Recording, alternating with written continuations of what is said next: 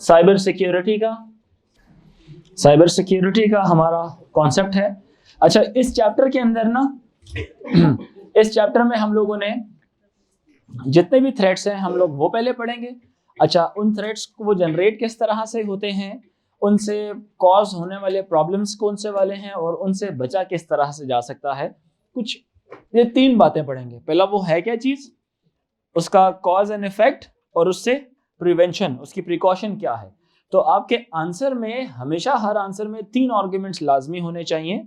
जब भी पूछा जाए कि जी व्हाट इज दिस, तो पहले आप बताएंगे कि वो है क्या चीज, उससे दूसरा उससे प्रॉब्लम्स क्या कॉज हो सकती हैं वो बताएंगे, और तीसरा इससे बचा कैसे जा सकता है। ठीक है, तो साइबर सिक्योरिटी किसको कहा जाता है, साइबर किसको कहा जाता है, anything that is related to the information technology, computers and internet.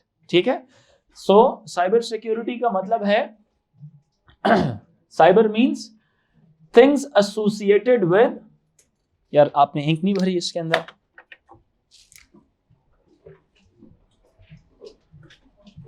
Things associated with, things कह लें या डेटा एसोसिएटेड विद कंप्यूटर कह लें, कंप्यूटर के अलावा आईटी कह लें, इंटरनेट कह लें, या वर्चुअल कह लें कि वर्चुअल वर्ल्ड कह लें, वर्चुअल डेटा कह लें। सही है, उसको बोलते हैं साइबर। अब सिक्योरिटी की बात की जाएगी तो ये तमाम उस तरह के जो थ्रेट्स होते हैं ना, उससे बचाने के लिए आपके सिस्टम्स को जो इंटरनेट से एसोसिएटेड या जो नेटवर्क से एसोसिएटेड जो थ्रेट्स हैं उससे बचाने के लिए जो हमारा टॉपिक है वो है साइबर सिक्योरिटी का। ठीक है, डेटा को किस तरह से, data and your device, how the data and device can be made secure from the threats that could be generated from network और इंटरनेट। समझ रहे बात कि नहीं। इन साइबर सिक्योरिटी हमने मेन किस चीज पर फोकस करना है, हम लोगों ने वो जो थ्रेट्स हैं जिस तरह से कॉज होते हैं, वो थ्रेट्स हैं क्या, उनकी कॉज क्या थी, उनसे प्रॉब्लम्स क्या होती हैं और उनसे प्रिवेंट कैसे किया जा सकता है। ठीक है, how your system and your data could be made safe और made secure from all those multiple type of the attacks that could be generated from internet और फ्रॉम द नेटवर्क। ठीक है, साइबर सिक्योरिटी में क्या होगा, preventive measures against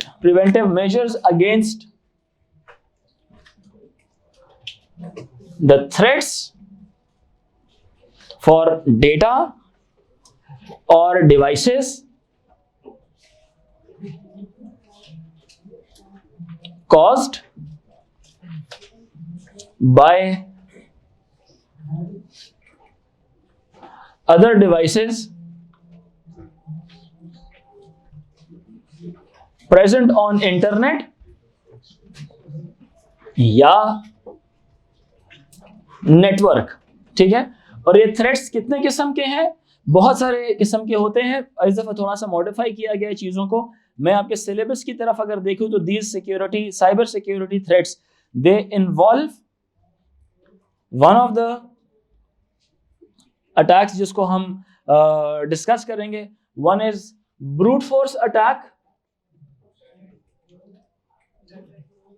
brute force attack में सारे लिखूंगा नहीं, मैं पढ़ के बता देता हूं जो सिलेबस में है। Brute force attack, data interception, distributed denial of service attack जिसको DDoS भी कहा जाता है। ठीक है, distributed denial of service attack, hacking है। फिर इसके बाद मैलवेयर्स में मैंने वायरसेस भी पढ़ाने हैं, स्पाईवेयर भी पढ़ाना है, ट्रोजन हॉर्स पढ़ाना है, एडवेयर पढ़ाना है, रैंसमवेयर पढ़ाना है और वर्म्स पढ़ाने हैं। ठीक है, एक स्केयरवेयर भी होता है, वो नहीं पढ़ाऊंगा आपको। ठीक है, phishing, pharming and then social engineering. ठीक है, first of all let's come towards the brute force attack. In brute force attack उसमें क्या होता है, ब्रूट फोर्स, ब्रूट किसको बोलते हैं, ब्रूटल। ब्रूटल का मतलब क्या होता है, बहुत है, बताएं, जालिम किस्म का, जानदार किस्म का। Force attack, brute force attack किस तरह का होगा, ये जनरेट किया जाता है हैकर्स के जरिए इन ऑर्डर टू ब्रेक और क्रैक योर पासवर्ड। समझ रहे हैं मेरी बात के नहीं। और ये मोस्ट ऑफ द टाइम ये जब किया जाता है पासवर्ड्स को को ब्रेक करने के लिए, पासवर्ड्स जानने के लिए, और पासवर्ड ही तो आपकी कंप्यूटर वर्ल्ड के अंदर वो खास बैरियर है जो आपको इजाजत देता है एक सर्टन लेवल क्रॉस करने के लिए। गेट है एक तरह का, गेट की वो लॉक है, वो कुंडी है कि वो जब खुलेगी आपका जो डेटा है या जो भी हैकर है वो आपके उस चीज की एक्सेस हासिल कर लेगा। And you have to make your password very strong. बताऊंगा किस तरह से। First of all, brute force attack में क्या होता है, जो हैकर्स होते हैं, they use certain softwares and a powerful computer in which the software, it keeps on applying the different set of passwords on the space that is allocated for the password. मुख्तलिफ password वो test करता है। अब वो password किस तरह से test करता है? सबसे पहले वो कॉमन वर्ड्स को चूज करता है, कॉमन कॉम्बिनेशंस को चूज करता है कि जी पास्ट में उसके पास ना एक पूरी लिस्ट होती है। उस सॉफ्टवेयर ने जितने भी पासवर्ड्स आज तक या जितने लोगों ने पब्लिक किए थे, अपने पासवर्ड जनरेट किए थे कुकीज की सूरत में, और वो शेयर हो गए किसी मलिशियस वेबसाइट्स के पास, तो हैकर्स के पास list of all those passwords होती है। तो वो अपना सॉफ्टवेयर के जरिए वो तमाम, देखिए मेजॉरिटी पासवर्ड्स कैसे होंगे, जरा just think about your password. आसान है ना? आपके पासवर्ड्स कौन से होंगे? लफ्ज किसी ने लिखा हुआ है, मिसाल के तौर पे Pakistan 1 2 3, it's a very common password, yes और नो? बहुत से वाईफाई के पासवर्ड्स किस तरह के होते हैं? वही 1 2 3 4 5 6 7 8 9 इसी तरह के पासवर्ड्स होते हैं कि नहीं? आपके जितने भी अकाउंट है, किसी ने लियोनल मेसी रखा होगा पासवर्ड 1 2 3, किसी ने क्रिस्टियानो 07 रखा होगा। होते हैं बच्चों के कि नहीं होते? होते हैं ना इस तरह के पासवर्ड्स। सो सबसे पहले वो सॉफ्टवेयर क्या करता है, दीज कॉमन वर्ड्स। इसी तरह से लड़कियां होंगी तो उनके मुख्तलिफ तरीके के पासवर्ड्स होते हैं। तो कॉमन वर्ड्स सबसे पहले चूज किए जाते हैं। सुनिए जरा, कॉमन वर्ड्स चूज किए जाते हैं जिसमें कॉमन कॉम्बिनेशंस होते हैं। वो सॉफ्टवेयर उन तमाम कॉम्बिनेशंस को, उन तमाम वर्ड्स को सबसे पहले हिट करता है और पासवर्ड को प्रिडिक्ट करने की कोशिश करता है। कोई तो ऑन हो ही जाएगा ना, कोई तो लग ही जाएगा ना। समझ आ रही बात है कि नहीं? सो उसमें most common one used is the 5 those characters 1 2 3 4 5। ये कैरेक्टर्स बहुत ज्यादा इस्तेमाल होते हैं। उसके अलावा वही जो ऑल वंस हो गए, या ABC 1 2 3 हो गया, या इस तरह के बहुत सारे वर्ड्स हैं। कंट्री नेम्स हो गए, एनिमल नेम्स हो गए, नेम ऑफ द पेट्स हो गए, जो which are very famous name of pet Tony. समझ आ रही कि नहीं? समझ आ रही कि नहीं? इसी तरह से और अल्फाज, और सिमिलरली जितने भी वर्ड्स मैं कह रहा हूँ, पासवर्ड जो software, it will take very less time to apply all those set of passwords which were already generated by people in the past. Any one of the password will be your password. क्या ख्याल है? समझ आ रही बात है कि नहीं? या एक वर्ड अटैच करके उसके साथ कॉम्बिनेशंस लगाए जाते हैं फिर, ठीक है? तो इससे बचने का इसका नुकसान ये है कि once the password is known to someone, he can get access of your any type of data. और जब उनकी एक्सेस ले लेगा तो आइडेंटिटी थेफ्ट हो जाती है। आइडेंटिटी थेफ्ट हो जाती है तो आपको पता है आजकल साइबर क्राइम पूरी दुनिया के अंदर एक बाकायदा एक विंग बना हुआ है जिसके जरिए आपके खिलाफ कानूनी क्या हो सकती है, कार्रवाई हो सकती है। बाकायदा बहुत स्ट्रॉन्ग कार्रवाई होती है। पाकिस्तान में इसको फेडरल इन्वेस्टिगेशन एजेंसी देखती है, FIA देखती है इसको, ठीक है? साइबर क्राइम के जितने भी थ्रेट्स प्रोड्यूस होते हैं, उनके जितने थ्रेट्स होते हैं, उनको बाकायदा परसू भी किया जाता है। और अगर आप सोशल मीडिया पे, जैसे मैंने कहा, किसी को कुछ भी आप कहते हैं तो it is treated as you have said something to someone, तो साइबर थ्रेट कहलाया जाता है किसी को। So you are guided not to say anything, और कोई आपकी जो सोशल मीडिया की एक्टिविटी है, it's in fact your activity. So be very cautious whatever you are doing, you are telling, you are saying to someone on the social media. समझ रहे मेरी बात कि नहीं? किसी को ये ना कहना कि मैं तुम्हें मार दूंगा सोशल मीडिया के ऊपर, ठीक है? तो it will be treated as a genuine potential threat. तो बायर मिल में तुझे देखता हूँ, you have to be very careful, मोइस। समझ आ रही बात है कि नहीं? ठीक है?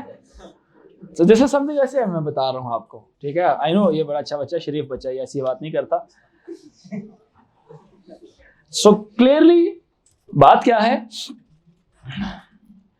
ये जो वर्ड्स आपके होते हैं, जो कॉमन वर्ड्स होते हैं, उसके सारे कॉम्बिनेशंस अप्लाई करके चेक किए जा रहे होते हैं, ठीक है? तवज्जो से सुने जरा। कोई एक तो ठीक हो गई होगा, बचा कैसे जाएगा? Keep a strong password, keep a strong password, at least 8 characters. कितने? 8 characters. Characters having no common words. Characters सुन लें, characters having no common words in it. Different type of combination of characters with certain lowercase and certain upper cases. Not common word, lowercase, uppercase, with certain alphanumeric characters such as hash, $sign, exclamation sign, /, backslash, underscore, hyphen, comma, colon, question mark, etc., etc. Are you getting my point ki nahi? Along with those numeric values, still numeric value should also not be a combination. Is everyone getting my point ki nahi? A password should be something like that. Clear ho rahi hai? And one more thing, its length should be at least of 8 characters, at least. Max it could be, jitni length zyada hogi, it will be that much difficult for any type of computer to break it. ठीक है? And secondly, you need to keep changing it periodically. So it is a difficult thing. It means you need to keep your password also safe. कि memory में होना चाहिए, या तो आपको लिखी होनी चाहिए और उस चीज़ की फिर आपको हिफाजत करनी चाहिए कि नहीं. समझ आ रही बात? If your memory is that strong, you can just keep changing your passwords every time. क्या ख्याल है कि नहीं है? समझ आ रही है मेरी बात कि नहीं? समझ आई सारों को? ठीक है. वो कहते हैं हर महीने बाद पासवर्ड चेंज किया जाए. So it is a quite difficult thing कि हर महीने चेंज करना और नया पासवर्ड याद रखना. बट बात ये है कि just keep a very strong password and change it as you feel के इट शुड बी चेंज्ड. ठीक है. जो आईटी वर्ल्ड है वो कहती है हर महीने तब्दील किया करें इसको. जी.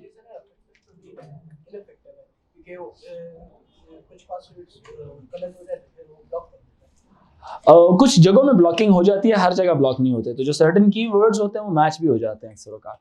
ठीक है. अब तो जितनी भी जो सिक्योर वेबसाइट्स हैं उन्होंने ये लिमिटेशंस लगाई हुई है कि अगर आप certain number of times passwords आप एंटर करते हैं, ठीक है, तो वो फिर ब्लॉक भी करता है उसको. ठीक है. और 2 वे ऑथेंटिकेशन भी होती है, 2 मेथड ऑथेंटिकेशंस भी होती हैं कि आप यहाँ से पासवर्ड आप एंटर करते हैं तो आपकी hand held device such as a mobile phone, such as a tablet, उस पर भी एक मैसेज जनरेट होता है कि जी someone is trying to access the type the code that is present on the screen. So whenever you are typing a password on the screen, a code is generated on the screen as well as the same code is generated on the phone.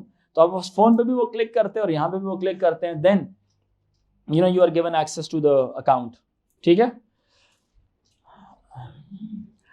फिर उसके बाद जो second option आता है that is data interception. What is the meaning of interception?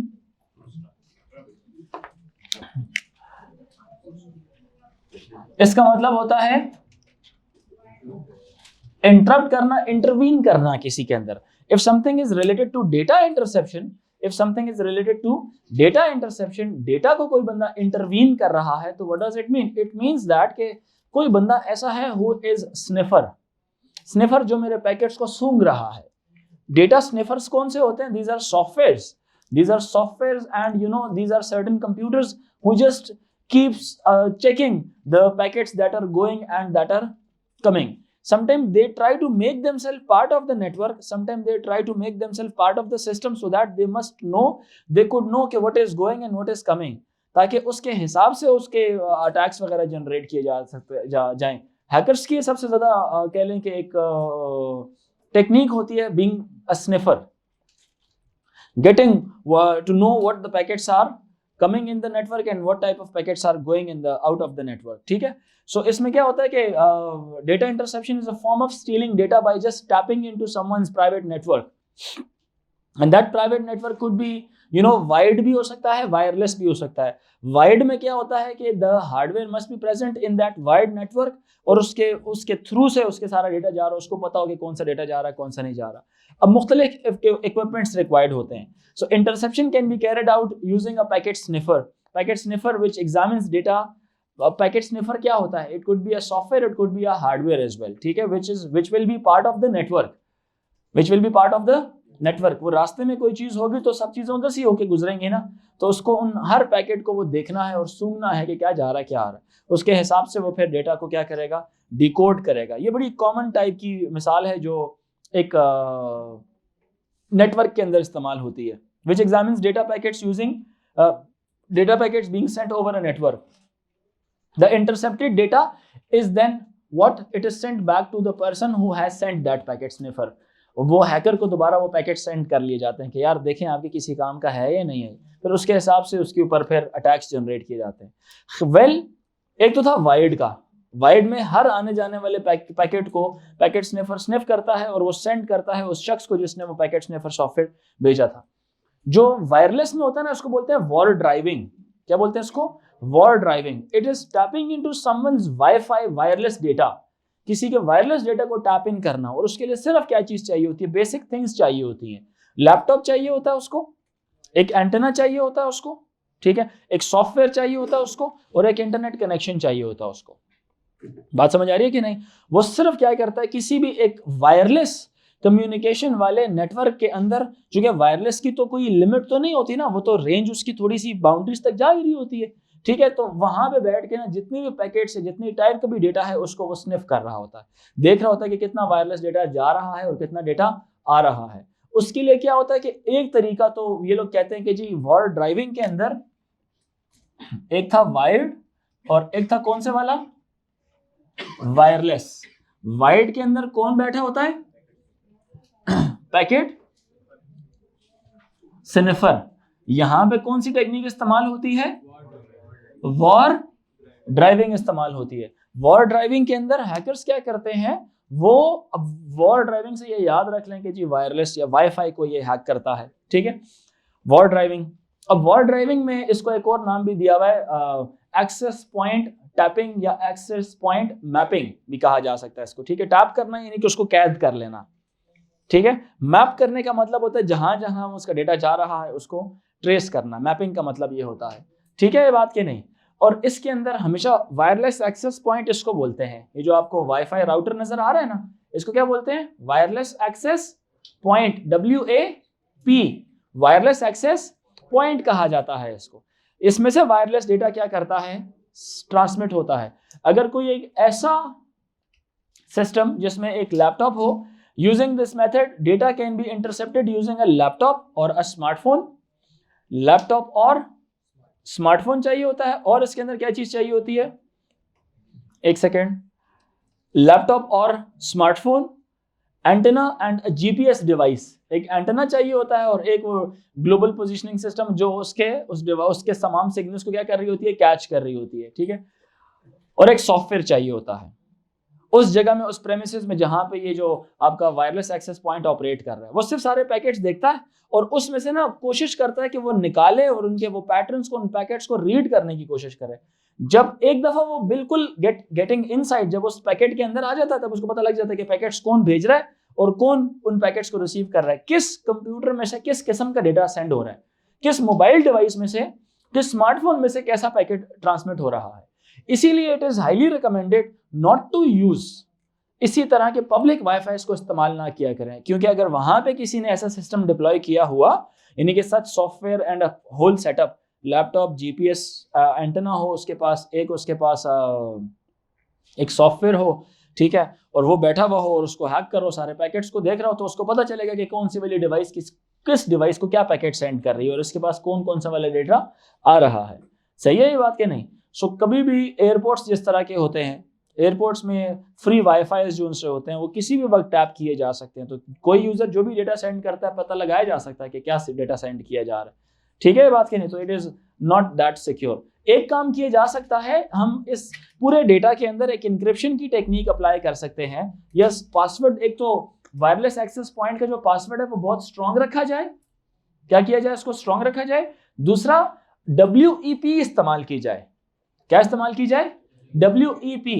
ये क्या है? ये है wired equivalent privacy, wired equivalent privacy encryption protocol है। ये क्या करती है? ये एक ऐसा इंक्रिप्शन प्रोटोकॉल है जो सिर्फ आपकी वायरलेस डेटा को इंक्रिप्ट करके, तो डेटा आप उनके साथ बैठ जाएं, साथ वाली बच्ची के साथ बैठ जाएं, ताकि आपको पता चले कि हम क्या पढ़ रहे हैं।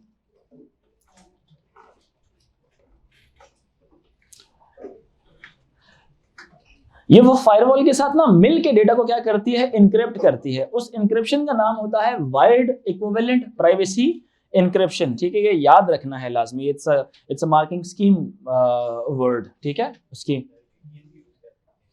वीपीएन एक उस बाद की बात होती है, वीपीएन बाद की बात है, जरा उसकी तरफ मैं आता हूं। तो पहली चीज तो ये है कि wired equivalent privacy encryption protocol हो गया, ठीक है। उसके बाद टुगेदर विद अ फायरवॉल। अब एक तरीका, it's also a good idea to protect the use of wireless router by having complex password frequently changing them, having an encrypted data. यही टेक्निक्स हो सकती हैं, ठीक है। and not to use any type of public Wi-Fi, in any way, any place, ठीक है, because your devices can easily be hacked. क्योंकि जब आपका पास फ्री वाईफाई करेंगे तो वहां पे किसी किस्म की इंक्रिप्शन इस्तेमाल नहीं होती है, समझ रहे हैं? क्योंकि जो इंक्रिप्शन है वो सिर्फ कौन इस्तेमाल करता है? वायरलेस एक्सेस पॉइंट इस्तेमाल करता है, ठीक है, हमारा जो हॉटस्पॉट है वो इस्तेमाल नहीं करता, ठीक है, बात करें, यहां तक बात समझ आ रही है? अब इसके बाद आता है DDoS अटैक। डॉस किसको बोलते हैं? डिनाइल ऑफ सर्विस को। ये है denial, O means of service.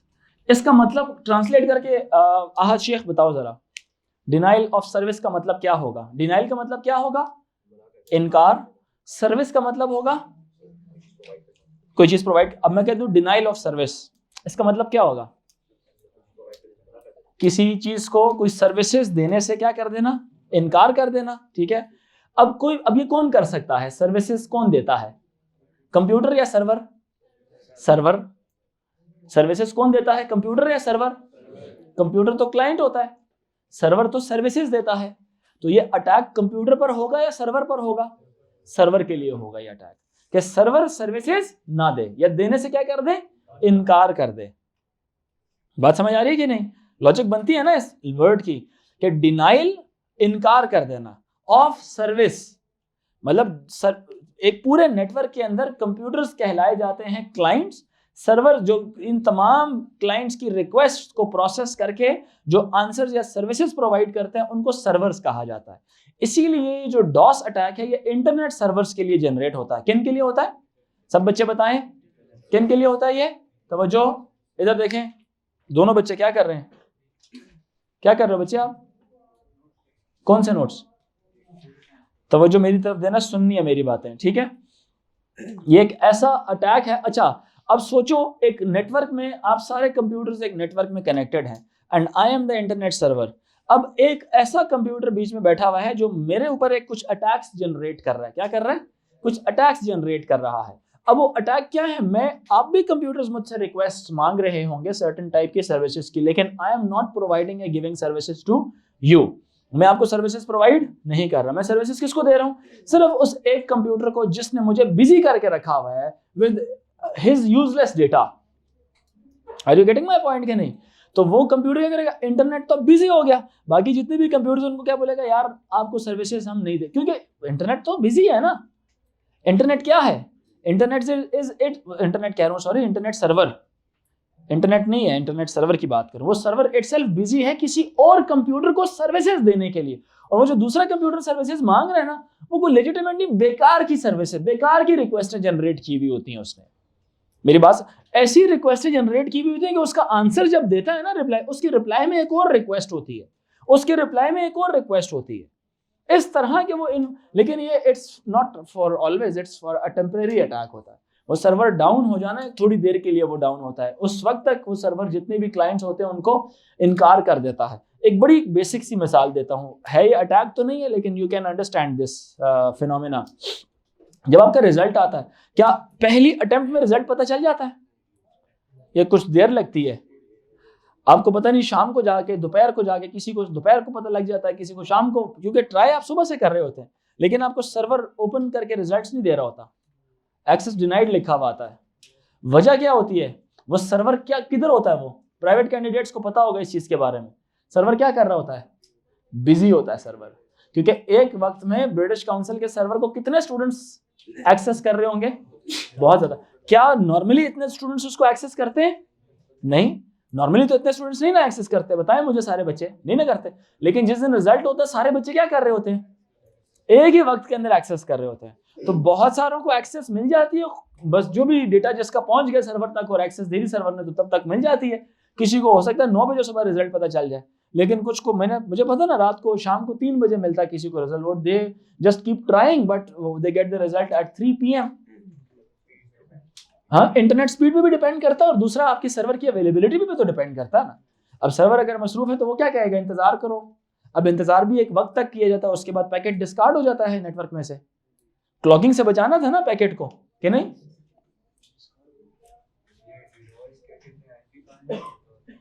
किस पर होता है? इसका आईपी बैन जहां से अटैक जनरेट होता है।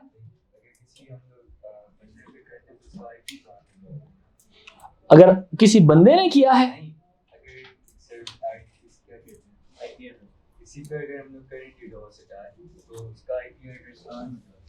अगर आप जनरेट कर रहे हैं डीडॉस अटैक किसी और कंप्यूटर के ऊपर, ठीक है, उसका आईपी बैन नहीं होता, वो सिर्फ सर्विसेज प्रोवाइड करने से इनकार कर देता है।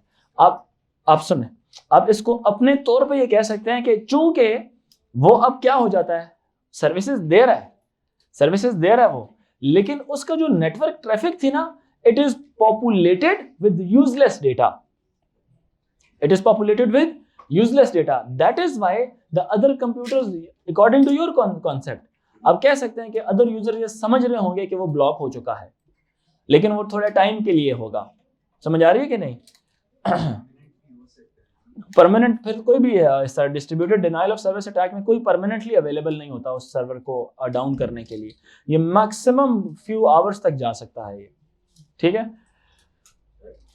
जैसे मैंने अभी एक सुनना जरा, the one method of attack is to flood the network with useless spam traffic. Spam traffic means किसको बोलते हैं? स्पैम किसको बोला जाता है?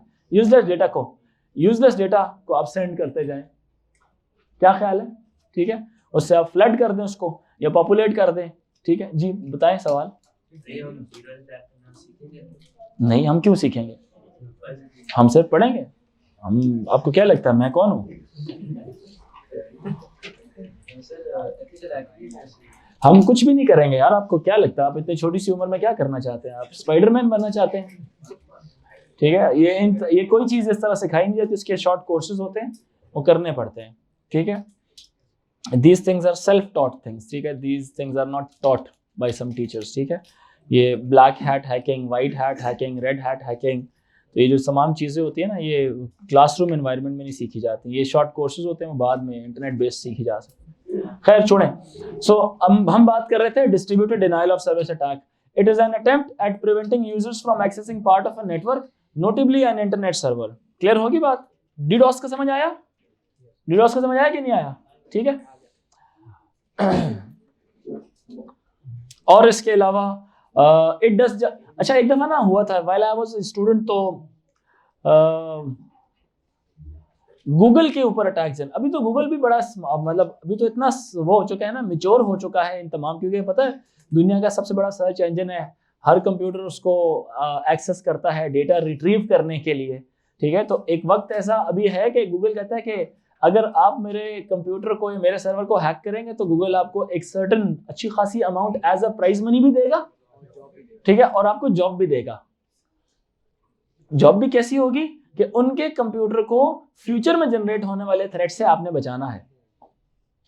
तो पास्ट में इस तरह से हुआ था, कुछ लोगों को जॉब्स मिली थी गूगल के अंदर, और अभी भी गूगल यही कहता है कि इफ यू आर सक्सेसफुल, क्योंकि अब तो मैच्योर हो चुके हैं ना बहुत ज्यादा, क्योंकि आपसे पहले कितने चैंपियन आ चुके होंगे और ट्राई मार चुके होंगे, और उनकी ट्राई क्या हो चुकी होगी, खत्म हो चुकी होगी, ठीक है।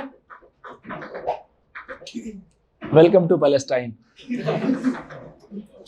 अल्लाह माफी दे यार, ये देखे ना, जहालत है ना, जहालत। These things should be in firing ranges. Well, ये बात, यहां तक बात समझ आ रही है कि नहीं? अच्छा, इससे बचा कैसे जा सकता है? This can happen by, तो अच्छा एक और चीज, ये अक्सर औकात ना यूजलेस ईमेल्स भी सेंड की जा सकती हैं एक सर्वर के ऊपर या आपके कंप्यूटर के ऊपर भी, ठीक है।